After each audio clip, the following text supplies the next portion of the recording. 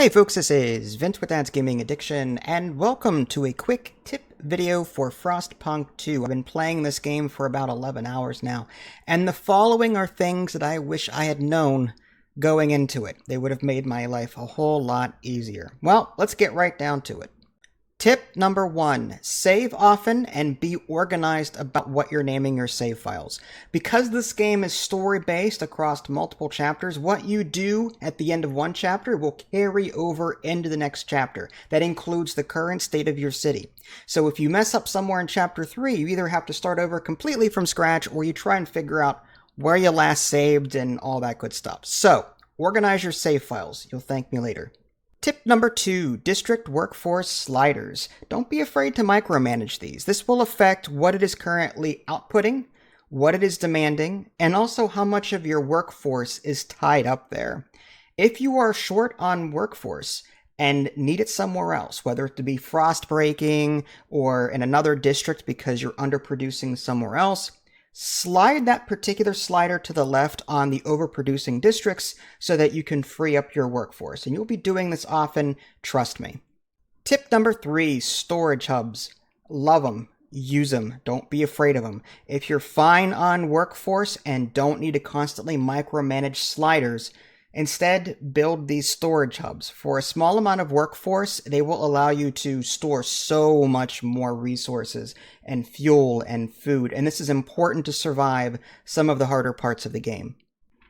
Tip number 4, overpopulation. This is something that I struggled with throughout my first playthrough, and I actually lost in my first playthrough on Chapter 3. I ended up having to reload halfway through Chapter 2 and start over again there because, well, I had too many mouths to feed. I had too many people in shelters demanding heat. So I actually had to stop outsiders from coming in, regroup, and keep my workforce and my population small. In doing so, my resources held out longer. So my advice to you is take a very good look at your workforce amount. And if you're fine on workforce, considering slowing down the rate at which people will come into play. You can enact laws and make other decisions that will affect this. Tip number 5, explore the wasteland, or should I say frostland, sooner. Same thing. So the resource deposits in New London, your starting location, will eventually run out, or the majority of them will. And you're going to wonder, where do I get food? Where do I get materials? Well, the Frostland has these things. You can set up settlements at various locations and connect them via skyways and trails, preferably skyways because it's more efficient. But you'll be able to ship materials and food back to New London and solve your problems temporarily. Tip number 6, expanding a district. Sometimes it's more cost-effective to expand a district rather than to create a whole new one.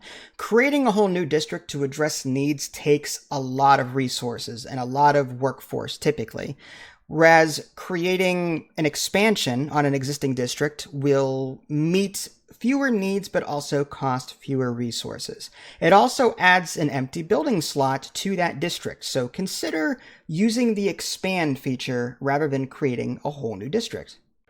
Tip number 7, Zeitgeist. Zeitgeist is a German word that means spirit of time and describes the direction of your city on 3 axes: technology, economy, and society. As you make decisions in this game, it will affect various directions of your city: progress, adaptation, merit, equality, and so on. And at first you may go, well, that's cool. Yeah, it's great. I like it that my reason is going up. Well, this actually affects what's available on your tech tree. So be mindful of that. I recommend going to your tech tree, looking at the different extreme ends of the tech tree across the different tabs to see what you have access to and what you'll need in order to get to the technologies that you want.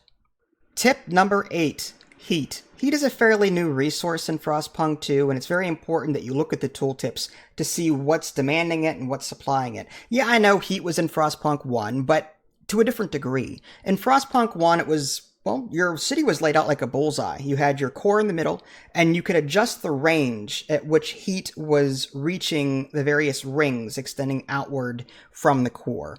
So in Frostpunk 2, it's less about range and more about a general sense of how much heat you are producing across the board. So you don't have to supply outer rings or anything like that. You can extend heat in this game to actual physical locations.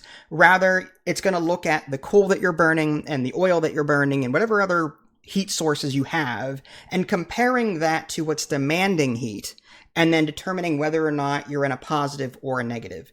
If not enough heat is being produced to meet demand, then cold will increase. And cold is a negative effect that will, well, affect your entire civilization. Tip number 9. Always be doing something. No, I'm serious. Even if it looks like you're winning because you're in the positive on all of your resources and you're producing lots of coal and you're storing lots of stuff, don't be lulled into a false sense of security. Crap is going to hit the fan. So always be doing something, period. Tip number 10. As much as I like Frostpunk 2, I found that I missed some of the older sound clips from the classic game. So tip number 10, consider adding some classic Frostpunk sound bits to a soundboard and have them on hand. It won't affect your gameplay at all, but it'll make you smile. New law! A new law has passed! And there you have it, 10 quick tips for you. Hopefully this helps to get you started in Frostpunk 2. This is Vince, thanks for watching. I'll catch y'all next time. Take care.